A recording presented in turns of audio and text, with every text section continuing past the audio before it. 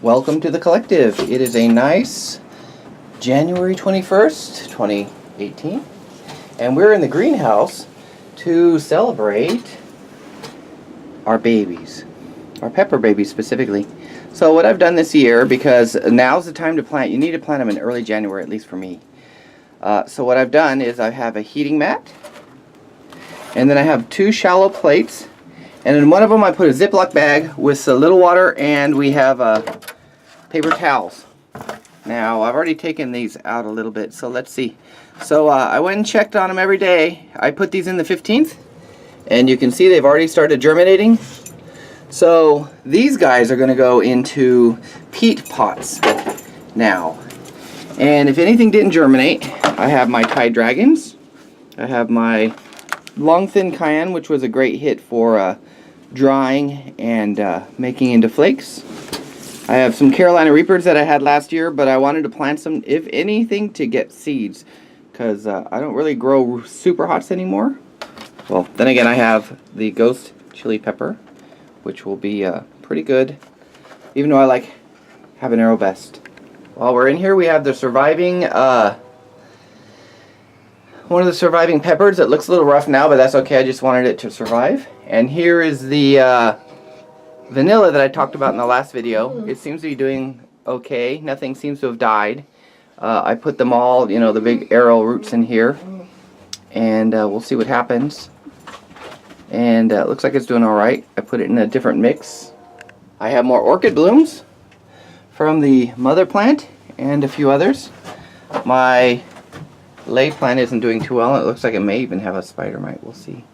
My lemon tree continues to bloom, and it looks like some of the lemons have stuck, so that'll be nice. But I've never seen so many blooms on this thing before, so I'm excited to see what happens here. And my coffee's already growing new leaves everywhere, and it is bouncing back better than I had hoped from when they were looking in their sad state before. And these are what I'm going to be putting the peppers in, these pots, these biodegradable, you know, peat pots.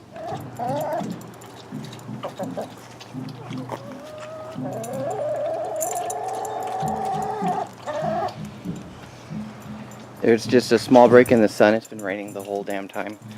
I'm going to get 3 yards of dirt, well, you know, 3-way mix, and put them in the yard to, you know, improve this soil and plant grass again. Maybe it'll stick, but every year I seem to run out of grass and it just dies. We're doing a lot of construction here at the collective. My house is getting some remodeling done. So you hear the compressor. But these were in a 60-degree greenhouse or better, because in the daytime it'll get higher temperature. And then I put it on the heat mat, which will not like make it 70 to 80, because you want high temperatures like 75 to 80 or better to germinate seeds. But it will bring up the temperature of these guys, a heating mat, to like maybe 5 degrees. So heat mat won't bring it up like a heater would to like 75 degrees. It'll just, whatever the ambient temperature is, it's only going to bring up the seeds, you know, 5 degrees max maybe, at most. So just keep that in mind. So you can't just have it in a cold basement at like 40 degrees and then expect the heat mat to kick up the germination to the pepper seeds to, you know, 85 or 80 degrees. It'll just go, you know, 10 degrees, 5 degrees, probably 5 degrees is what I'm seeing over what the ambient temperature is. So I'm going to, you know, I put these in these peat pots, these small ones, and I marked them like Tide Dragon. I haven't put any water in them yet, but I'll put the little seeds, the ones that germinated, in here. And then they're small. I would probably put them in a bigger pot, but I want them, A, to know that they're going to germinate, and then to know that I'll probably sell these. So this is what they look like. And you want to put them, the seeds down. You got to gently pry them up from the paper towel, because they'll stick with the roots. I like to put little holes in each one of them, so that when I go and take the seed, and you don't want to really grab it by the seed, you want to grab it by the root, and then go and, well, you know, gently, and put the root down, because the root may be long and stuck to the paper towel. So that's where you go. I put the ones back that didn't germinate, and I put them back for a few more days. So these guys will go back into the greenhouse. And these will get a little water, and they'll go back in the greenhouse as well. Looks like our reapers are not quite ready yet. I don't see any roots on any of them. I think it's best to try to check your seeds almost every day, because you don't want them to get just soaking wet and totally like not wanting to germinate, or they'll just get moldy. So I like to blow into them, so every day I'll check them. I won't like I'll just at least open them up and air them out by blowing into them, and then seal them again, you know, the first few days. And then after the 5th day, I kind of noticed some things. So here's my ghost pepper. I see one here, and I see one there. So we'll be planting a few of these today, and then we'll put the rest back. But I think airflow is important, so every day I like to check on them and at least blow into the baggie and not seal them completely closed, so that the water has a little room to get out. I'm so happy to know that these things germinate in like 5 days. These are 5 ghost peppers. I put the rest into the greenhouse. And now I'm going to check on the cayennes, which I expect will have a lot of germinated peppers. Of course, the cayenne peppers have always been good to me. Look at that germination rate.